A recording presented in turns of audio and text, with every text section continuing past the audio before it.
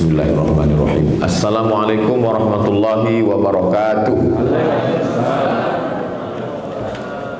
Alhamdulillah wassalatu wassalamu ala Rasulillah Sayyidina wa Maulana Muhammad ibn Abdillah wa ala alihi wa sahbihi wa man da'a bi da'watihi wastanna bi sunnatihi ila yaumi liqa'i rabbih wa ba'du. Saya pulang ke Pekanbaru tahun 2008, bulan Ramadan. Tidak ada ceramah karena semua jadwal masjid sudah disusun MDI. 2008. Tahun 2009, dari 2008 ke 2009 mulailah Pekanbaru mengenal saya. Bapak Haji Herman Abdullah, wali kota Pekanbaru, membuat acara Nuzulul Quran di Masjid Ar-Rahman. Imam sholat tarawih dan witir Habib dari Jakarta, karena ibu wali kota suka mengundang Habib-Habib. Penceramah malam Nuzul Quran yang disiarkan langsung Radio Republik Indonesia adalah Haji Abdul Somad LCMA. Setelah saya tausiah, lalu kemudian makan-makan di kantor MUI di belakang. Disitulah pertama kali berjumpa dengan Pak Tarmizi Muhammad. Beliau tanyalah saya, dari mana? Ambo, dari Pelalawan Pak. Oh, saya dulu Kemenak itu, kata dia. Nanti kami undang ceramah ya, kata beliau. Lalu kemudian jumpa pula dengan pejabat Kementerian Agama. Di situ juga kami berjumpa. Lalu kemudian beberapa tahun sesudah itu pulanglah seorang yang masih hangat Al-Quran di kepalanya, Ustadz Haji Zul Ikrami. Beliau pulang ke Pekanbaru, mengajar di UIN Suska di kelas internasional. Secara umur saya jauh tua dari beliau, tapi secara keilmuan, baca kitabnya, talakkinya, ilmunya, beliau jauh di atas saya. Akhirnya beliau mendapat beasiswa 5.000 doktor di Sudan. Ketika mau mendaftar itu, beliau tak mau doktor sendirian, diajaknya saya. Karena di ruang dosen itu sudah banyak betul doktor. Sampai kawan-kawan saya ngasih tahu, Mat, kau ambillah doktor. Kenapa gitu bang? Beko kalau kami berkumpul, hendak membuat teh manis, sodonya lah doktor, tinggal loang yang MA. Tentu ang tukang kacau apa gulung. Tekor nama itu. Diajak Ustadz Zul Ikrami. Akhirnya 24 Desember tahun 2020, 11 September beliau menjemput saya di airport, mendaftar sampai akhirnya sidang, pulang 24 Desember 2020 doktor. Februari 2021 saya dilantik oleh Rektor Universitas Islam Sultan Syarif Ali Brunei Darussalam sebagai visiting professor, profesor kunjungan di Universitas Islam Sultan Syarif Ali. Dari Sultan Syarif Kasim ke Sultan Syarif Ali. Sebetulnya cerita pendek ini mewakili kalimat daripada di awal ceramah itu, yang saya hormati Bapak Dr. Andus Haji Tarmizi Muhammad, Ketua MDI. Tak ada yang luar biasa, biasa-biasa saja. Tapi begitu kita ceritakan kisah itu, ada sesuatu yang baru. Jadi telinga jamaah itu jadi fresh. Karena kalau yang saya hormati, begitu kita ucapkan dari mulut kita, yang saya hormati, telinga jamaah itu udah jenuh. Nah, dia ingin sesuatu yang baru. Jadi dalam manhaj dakwah, makanya Nabi Muhammad SAW memulai itu Alif Lam Mim. Kenapa? Karena orang Arab sudah biasa mendengar syair yang indah-indah. Tapi begitu mendengar Alif Lam Mim, semuanya takjub. Apa yang akan datang setelah itu? Ternyata yang datang setelah itu adalah Dzalikal kitabul la raiba fi. Jadi dibuat lulu telinga itu takjub. Ustadz kau mengajari awak ceramah. Ustadz belum balik, kami udah ceramah. Ambo sekedar tukar ceritanya. Mendaftarlah ambo di IKMI. Ikatan Masjid Indonesia datang ke Jalan Tongkol. Hah? Toda. Assalamualaikum bang. Waalaikumsalam. Aku ndak mendaftar IKMI. Jalan Toda itu di mana? Kau cari jalan ikan. Banyak ikan situ. Ada paus, ada tongkol. Asal dapet nama-nama ikan, adalah situ gitu kawan. Dapatlah masuk mendaftar. Mohon maaf, pendaftaran sudah tutup. Datanglah hamba ke kantor MDI, waktu itu masih di Ruku, Jalan Sudirman. Mendaftar di situ, kata mereka pelatihannya sudah selesai, tidak bisa lagi, tapi karena kasihan diterima. Itulah. Jadi bantuan MDI ini sampai mati yang gue ingat. Tapi bukan berarti ambo sakit hati dengan IKMI, enggak. Kalau diundang dari IKMI, ambo datang. Pembekalan dai IKMI, ambo datang. Ambo enggak dendam, cuma ingat aja. Nah, jadi yang pertama ambo bahas tentang perkenalan kami dengan ustadz-ustadz kami, guru-guru kami.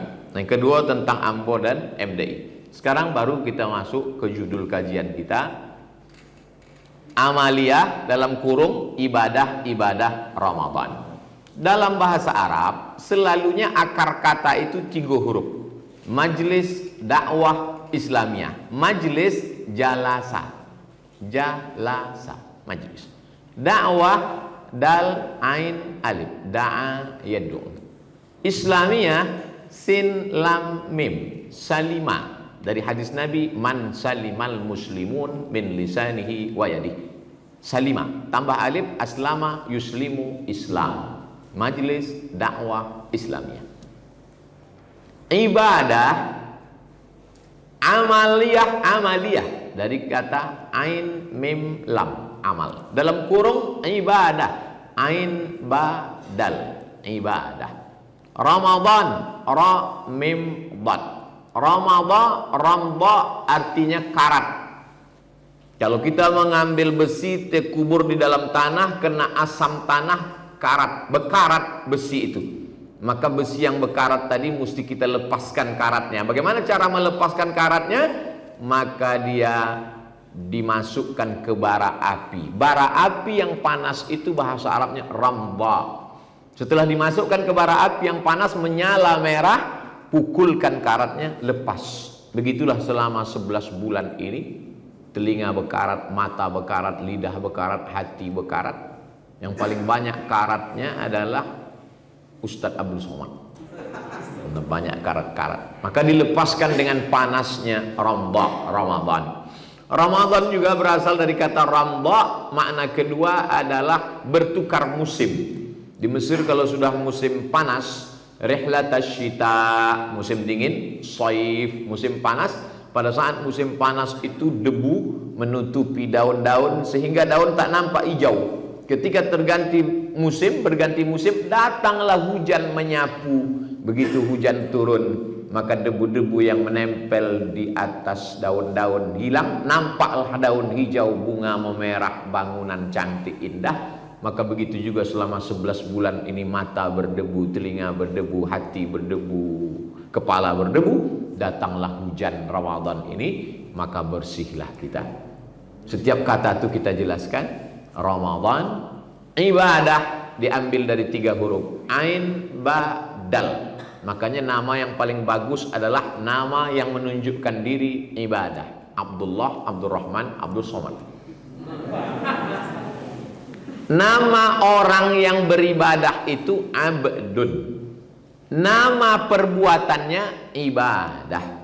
Nama yang menerima ibadahnya itu ma'bud. Orangnya abdun, abid. Ibadah, ubudiyah. Asal dari kata ain badal artinya budak. Bukan budak Bengkalis. Budak hamba sahaya. Kalau saya punya budak, budak saya ini bekerja menjadi tukang masak, lalu dia mendapat gaji. Gajinya itu untuk dia atau untuk saya sebagai tuannya? Untuk saya. Gaji dia, duit dia untuk saya, karena saya tuannya. Kalau budak saya itu punya anak, anaknya itu boleh tak saya jual? Boleh. Karena budak saya, anak dia juga budak saya, boleh saya perjualbelikan. Maka ketika Islam datang, manusia tidak lagi menjadi abdun bagi manusia. Islam mengeluarkan min ibadatil ibad ila ibadati rabbil ibad. Maka dikatakan dalam Islam, ta'isa abdud dinar, celakalah orang yang menghambakan dirinya kepada dinar, duit emas, dirham, duit perak. Dia tidak lagi menjadi hamba bagi manusia, dia berubah menjadi hamba Allah. Maka disebut dia dengan ibadah. Bahasa kita kalau mau mengatakan diri saya. Ketika kita mengatakan saya, kalau di Riau selalu awak pakai ambo. Ambo kok itu pengakuan bahwa saya adalah hamba. Bahasa Indonesianya saya. Saya itu hanya sudah dibuang. Sama macam bahasa kita dengan Malaysia. Ustadz sahaja. Sebetulnya ustadz saja. Saja asal katanya sahaja. Saya asal katanya sahaya. Jadi ketika kita mengatakan amboko orang Melayu, kita sedang mengatakan diriku ini hamba. Saya, kita sedang mengatakan diri saya sahaya.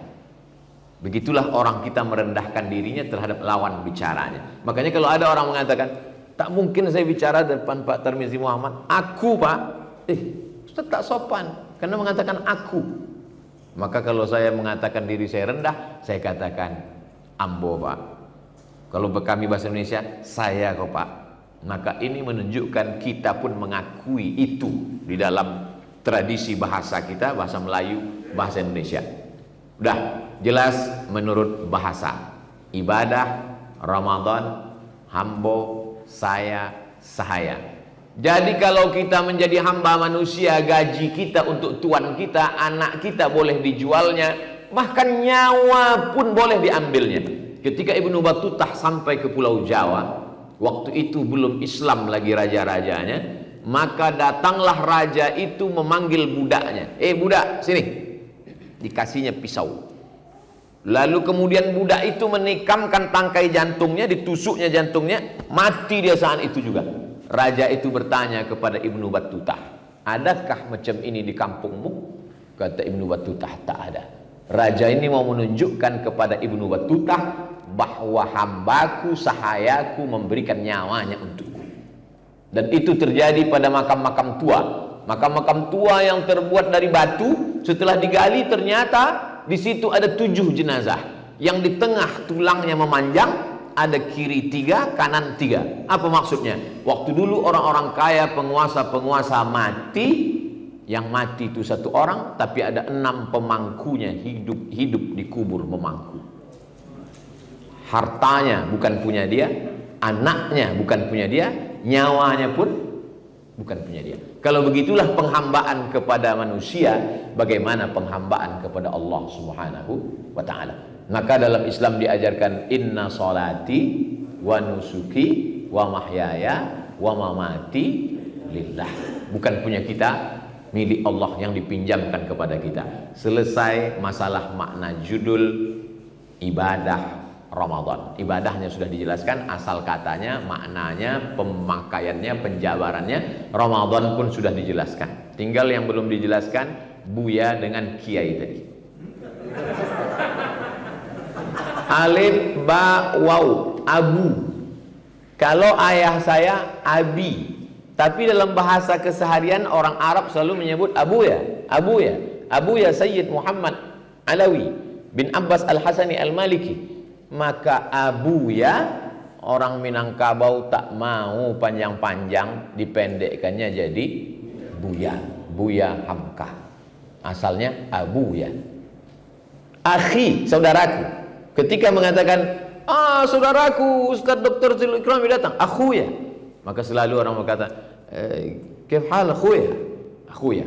Jadi asalnya adalah abi. Ketika saya mengatakan abi, dan itu biasa dipakai di Jawa. Kalau hanya sekedar guru, tapi kalau ayah Romo Kiai, itu berarti lebih tinggi. Kalau ayah kita, salah kita, dikasih taunya kita dengan adab, dengan sopan santun. Melihat ulama sebagai ayah. Ayah spiritual. Ayahmu ada 3. Abuka salah satun. Ayahmu ada 3. Pertama, alladzi waladaka, yang melahirkan engkau. Istri, emakmu melahirkan gara-gara dia, itulah. Itu ayahmu.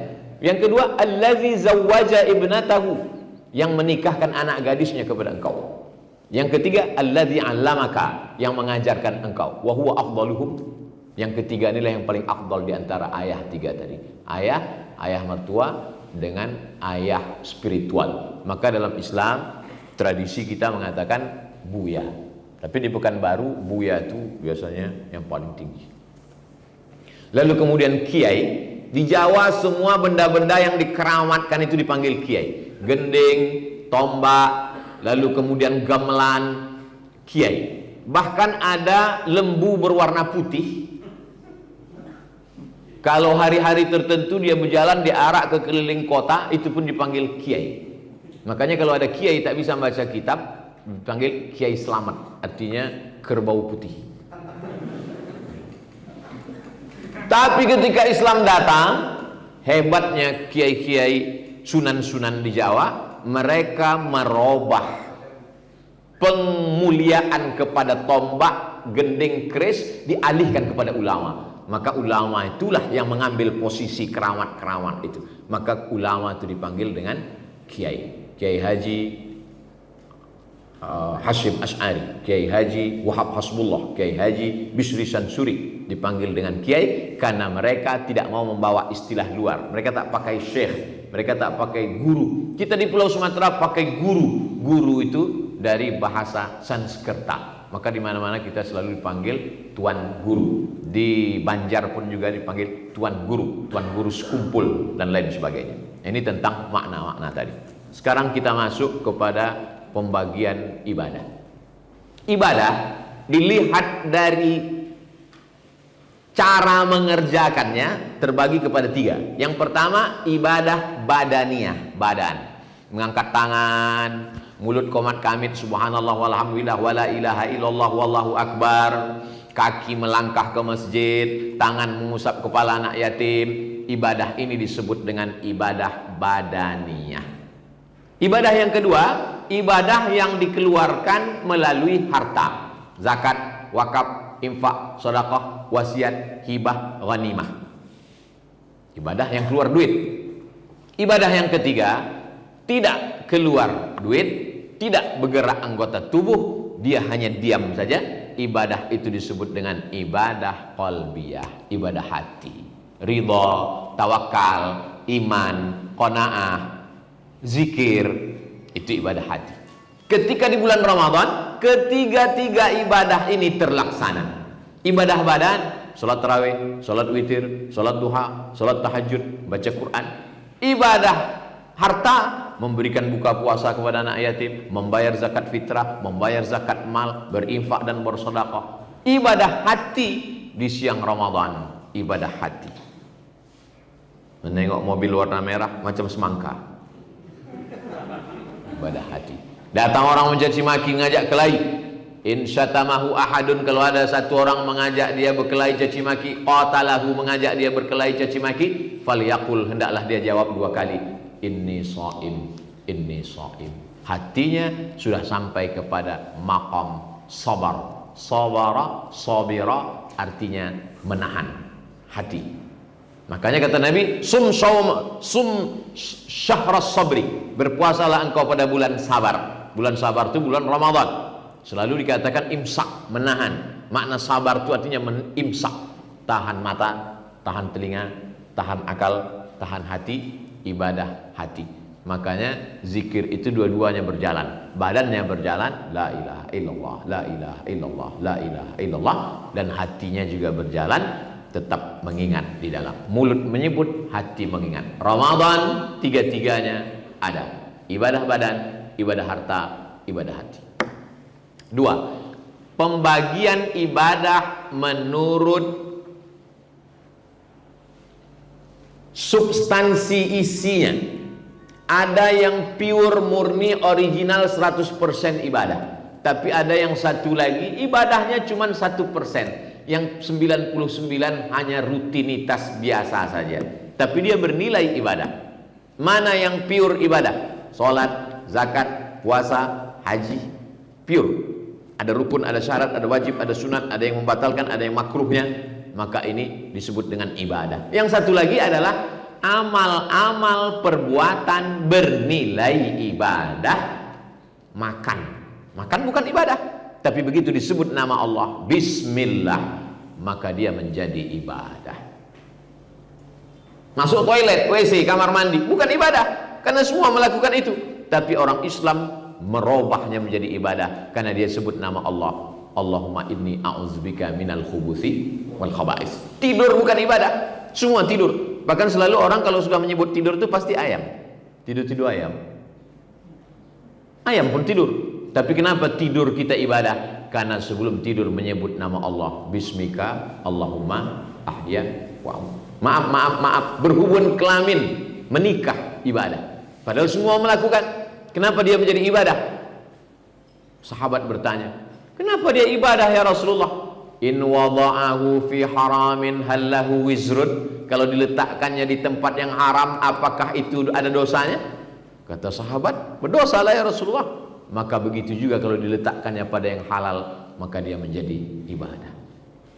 Makanya banyak jamaah ketahuan sama istrinya, dia menikah 2, 3, 4 sekian kali, pas ditanya, kenapa bang tak kasih tahu? Ini ibadah deh. Ibadah tak boleh riya gitu. Makanya dalam surat Al-Kahfi ayat 110, ayat yang terakhir, faman kana yarju liqa'a rabbih, siapa yang berharap berjumpa dengan Allah, falyamal amalan salihah wa la yusyrik bi'ibadati rabbih ahada.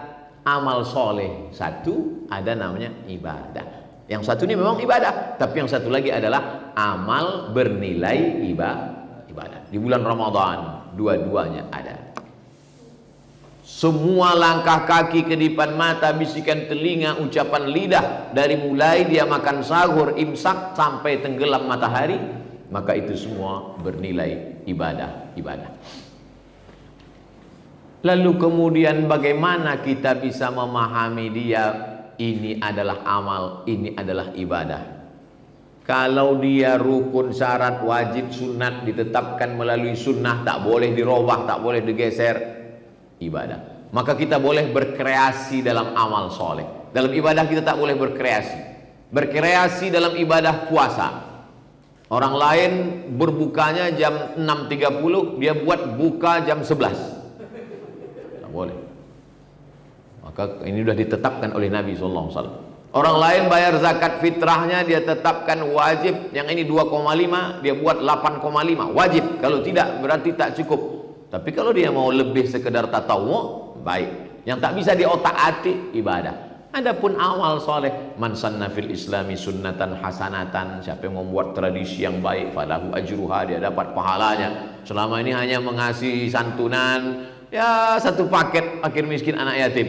Tiba-tiba dia buat tradisi yang baik, memberikan santunan 100 paket buka bersama di masjid apa gue? Al-Ikhlas Palace, Rumbai. Nanti sore 100 paket selama 30 hari. Duitnya dari mana? Wallahu a'lam bishawab. Kita cuman share saja. Jamaah dimanapun berada, Anda ingin masuk surga, cepat meniti titian Shiratal Mustaqim, masuk tanpa hisab, kirimkan ke nomor rekening berikut ini. Kita tak tahu, duit bukan punya kita, punya Allah Subhanahu wa taala. Poin ketiga, bahwa ada ibadah yang putus, tapi ada pula ibadah yang mengalir. Ibadah juga namanya. Abdul Somad membeli nasi bungkus, dia kasih ada orang makan, habis nasi itu, habis, putus. Tapi kemudian ada ibadah yang tak putus. Itulah dia orang yang mewakafkan semen, batu bata, kerikil, keramik, maka ini mengalir sampai hari kiamat. Ba'da matis samawati wal ard, sampai dunia ini kiamat. Setiap orang yang iktikaf baca Quran, berzikir di tempat itu mengalir pahalanya, maka ini juga adalah bagian dari ibadah. Pembahasan terakhir, urutan amaliyah. Itu maka judul yang dibuat MDI, amaliyah dalam kurung ibadah. Kenapa ada amaliyah, ada ibadah?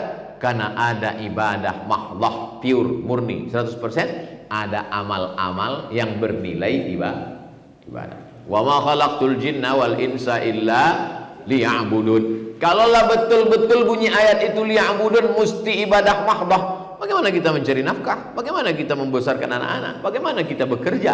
Tapi karena ada pembagian ibadah dengan mahdhah, ghairu mahdhah, maka disitulah kita bisa berkreasi, bisa hidup, dan semua aktivitas kita bernilai ibadah. Sekarang urutan Ramadan dari A sampai Z. Saya urutkan dulu dari mulai malam itu. Dimulainya kapan? Ketika azan maghrib, disitulah malam bermula. Tapi katanya jam 12 malam, itu malam tahun baru, Januari Februari. Sedangkan malam dalam Islam dimulai azan maghrib berkumandang. Selepas azan maghrib sholat isya, habis sholat isya sholat tarawih. 1 kali istirahat tarwihah, 2 kali istirahat tarwihah, 3 kali istirahat tarwihah, 3 kali istirahat tarawih. Yusolli arba'an, dia sholat 4 rakaat, berhenti. Yusolli arba'an, dia sholat 4 rakaat, berhenti. Yusolli salasan, dia sholat 3 rakaat, berhenti. Berhenti, tarwihah, tarawih. Lalu kemudian disebutlah sholat itu tarwihah, istirahat. Tarawih, sholat yang ada istirahatnya. Oh, kalau begitu 4 rakaat itu bagaimana Pak Ustadz? Dijelaskan hadis satu lagi, riwayat Aisyah juga. Sholatul laili masna 2 rakaat salam. Tapi setelah salam tak ada tarawih. Habis salam Nabi langsung tegak, Allahu Akbar. Setelah 4 rakaat barulah dia duduk istirahat. Kenapa perlu duduk istirahat? Karena tegaknya lama. Berapa yang dibaca Nabi? Rakaat pertama surat Al-Baqarah. Maka duduk istirahat, kaki-kaki membengkak, urat-urat kaki. Pada masa Umar bin Khattab tak sanggup mereka sepanjang itu. Maka kata Umar bin Khattab, tegaknya dikurangi, rakaatnya diperbanyak, 20 rakaat. Tambah witir 3. Waktu itu mereka sholat setumpuk di sana, setumpuk di sini, setumpuk di sana. Kata Umar bin Khattab, satukan saja, imamnya jadi satu, nama imamnya Ubay bin Ka'ab. Ubay, suara kau bagus. Panitia pengumpul Quran yang ada di pelepah korma, di tulang onta. Ubay bin Ka'ab bersama Zaid bin Thabit. Suara mantap, hafalan banyak, 1 malam 1 juz. Tegaknya tak selama Nabi, tapi ayatnya tak sepanjang Nabi, tapi rakaatnya diperbanyak, 20 rakaat. Menengok tarawih yang begitu indah, apa kata Umar bin Khattab? Nikmatil bid'atu hadhihi. Inilah bid'ah yang paling bagus. Itulah dasar bid'ah hasanah. Karena kalau tak ada bid'ah hasanah, itu salat tarawih 20 rakaat itu bid'ah dhalalah, masuk neraka jahanam semua itu. Lalu setelah 4 rakaat mereka duduk istirahat. Orang Makkah waktu duduk istirahat itu dia tawaf, subhanallah walhamdulillah wala ilah. Orang Madinah tak bisa tawaf karena tak ada Ka'bah. Maka ketika duduk istirahat itu apa kerja mereka? Sholat sunat 2 rakaat, pendek-pendek ayatnya, supaya untuk mengalirkan darah kaki yang tegak lama, kebas kesemutan tadi. Maka beda rakaat orang Makkah dengan orang Madinah. Orang Makkah 23 rakaat, orang Madinah 39 rakaat. Kenapa bisa 36, 39? Karena ada 2 rakaat pendek tambahan. Dan di Maroko malam 27 Ramadan, rakaat tarawihnya tak lagi dihitung karena sholat tarawih dari Isya sampai azan subuh. Datang nanti ke Maroko, maka saya menengok ikhtilaf-ikhtilaf yang ada di Pekanbaru. Yang satu ribut masalah 8.13, yang satu ribut 22.3. Mau saya buat tarawih Maroko dari Isya sampai subuh. Di Pekanbaru ribut masalah azan 2 dengan azan 1. Rasa-rasanya mau saya bawa azan Maroko azan hari Jumat 3 kali untuk meramaikan ikhtilaf di Pekanbaru. Mana awak tidak sampai hati. Kalau ketika duduk istirahat tadi orang Makkah bertawaf, waktu tawaf itu apa yang dia baca? Subhanallah walhamdulillah wa la ilaha illallah wallahu akbar. Dan orang Madinah waktu duduk istirahat itu dia sholat sunat pendek-pendek. Waktu sholat itu apa yang dia baca? Subhana rabbiyal a'la wa bihamdi. Itulah makanya orang Pekanbaru waktu duduk itu bertasbih. Tak boleh bertasbih di selah-selah tarawih. Orang Makkah boleh bertasbih, orang Madinah boleh bertasbih.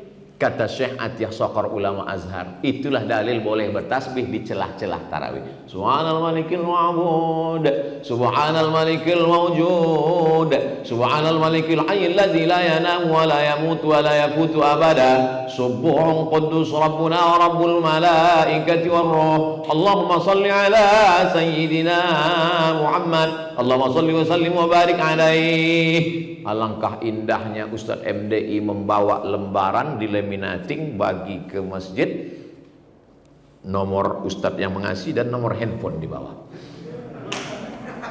Kenapa? Karena banyak masjid menganggarkan lembaran yang sudah lapuk zaman datuk mereka dulu, mau dibuang takut berdosa, mau dibaca tak terbaca. Itulah akhirnya suara Bilal entah apa yang dia katakan.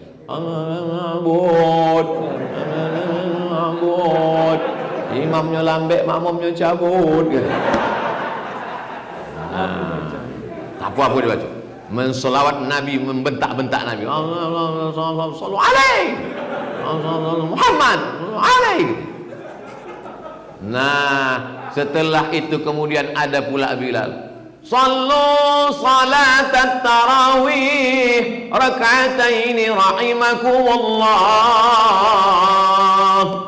Kenapa pakai Bilal? Karena tak semua makmum mengingat rakaat ini. 2 rakaat, 2 rakaat, 2 rakaat, 2 rakaat. Pas mau usolli, ikut tarawih apa witir? Ke jamaah dari belakang bertanya. Bapak-bapaknya segan. Bapak itu tak jelas tak apa usolli. Tapi ibu-ibu biasanya lebih berani. Pak Imam, ikut tarawih apa witir? Jawab sama imam, witir 3. Kan indah kalau Bilal. Sallu salatal witri salasa raka'atin asabakumullah. Makmum bilang, oh witir lah witir. Dia tak tahu, ragu, tanya sebelah, ikut apa? Entah. Sembahyang aja lah. Nah, habis itu mereka, saya mau menjelaskan apa manfaat Bilal ini. Karena sekarang orang main bid'ah aja. Bilal bid'ah, tasbih tahmid bid'ah. Apa ini? Seolah-olah Islam ini baru datang kemarin sore. Seolah-olah nenek moyang kita dulu masuk neraka jahanam semuanya gara-gara itu. Lalu kemudian setelah itu sholat witir. Sholat witir afdal kata mazhab Syafi'i 21. Kenapa afdal 21? Karena kalau 2 rakaat tambah 1, iftitahnya 2 kali, tasyahudnya 2 kali, al jaza ala qadril amal, amalnya makin banyak, bacaannya makin banyak, maka balasannya lebih banyak. Tapi saya tak menyalahkan yang 3 rakaat supaya tak sama dengan sholat maghrib, maka tidak ada tasyahud awal. 21 afdal, 3 tak salah. Ustaz, saya tak setuju kalau witir itu 21. Witir itu kan ganjil. Itu 2 kan tidak ganjil. Oh begitu ya. Ya.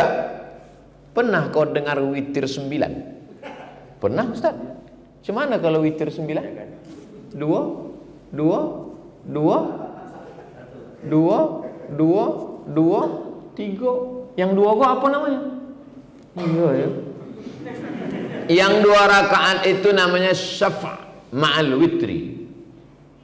Wal fajri wa layalin ashri wasyafa'i wal watri.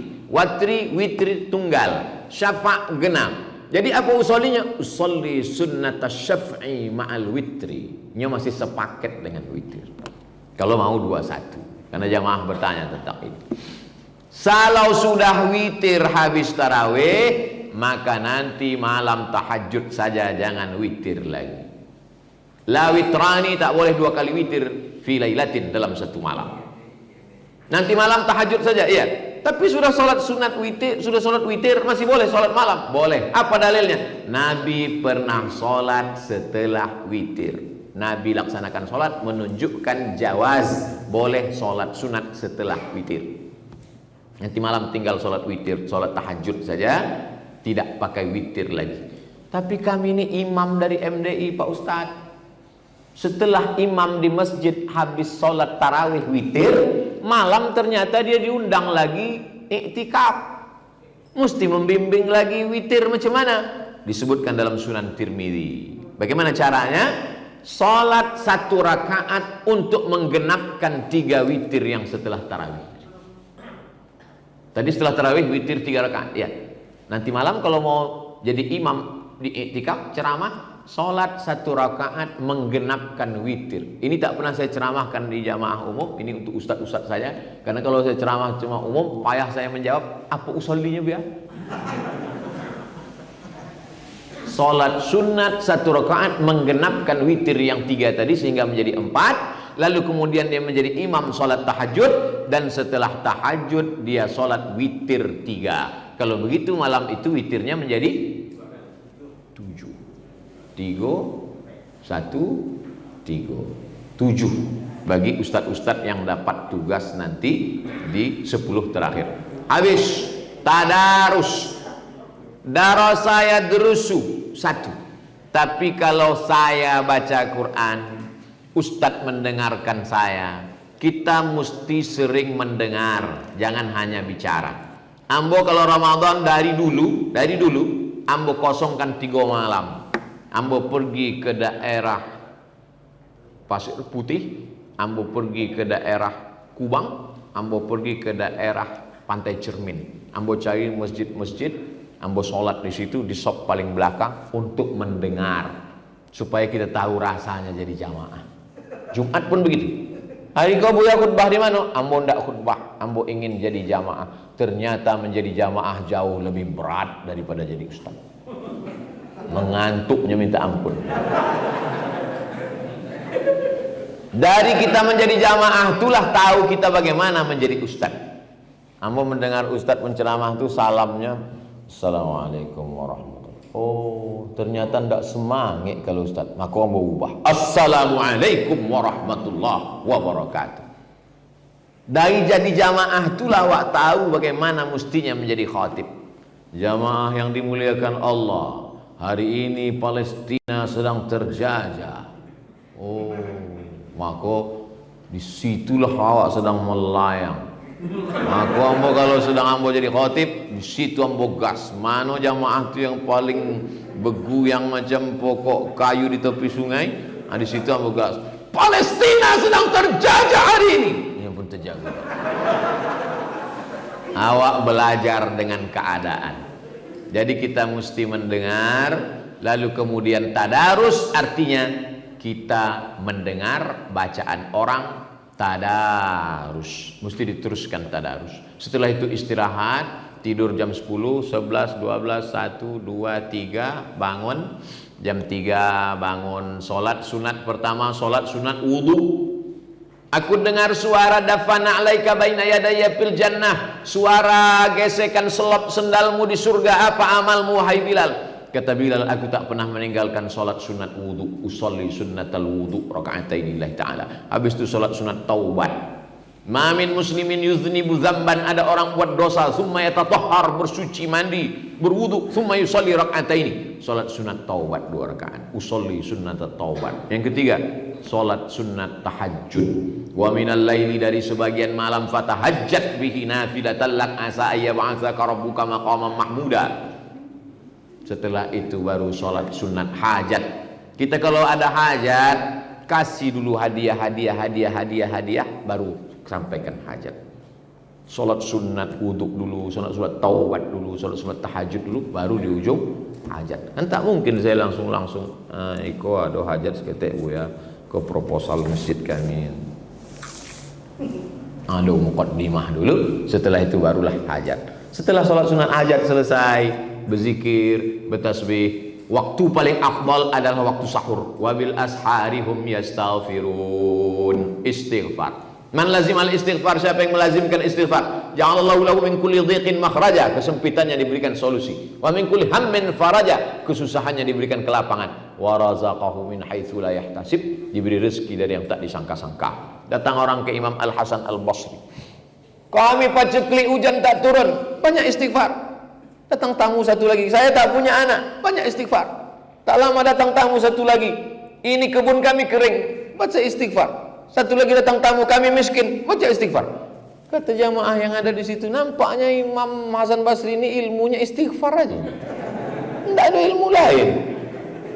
Kata Imam Hasan Al-Basri, faqultu astaghfiru rabbakum innahu kana ghaffara. Kalau kau beristighfar, Allah mengampunkan. Wa yumdidukum bi amwalin, dikasihnya kau harta, wa banin, dikasihnya kau anak, wa yaj'al lakum jannatin, diberikannya kau kebun-kebun, wa anhara, sungai-sungai.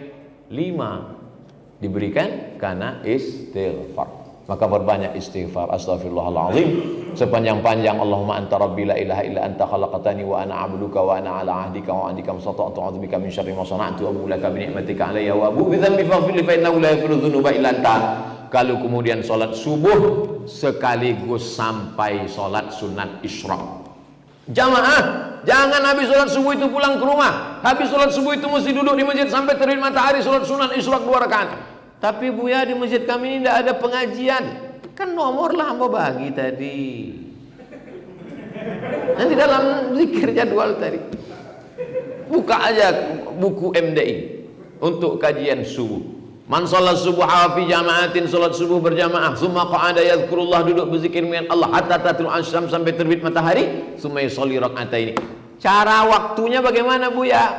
Pekanbaru sekarang maghrib jam berapa? 6.20. Maka salat sunat isyraq 6.20. Mudah begitu. Kanat lahu ka ajri hajjatin wa umrah, dapat pahala seperti haji dan umrah. Adapun ibadah siangnya maka banyak ibadah. Pas sampai 10 menit. Terima kasih Bu ya. Jazakumullah. Assalamualaikum warahmatullahi wabarakatuh.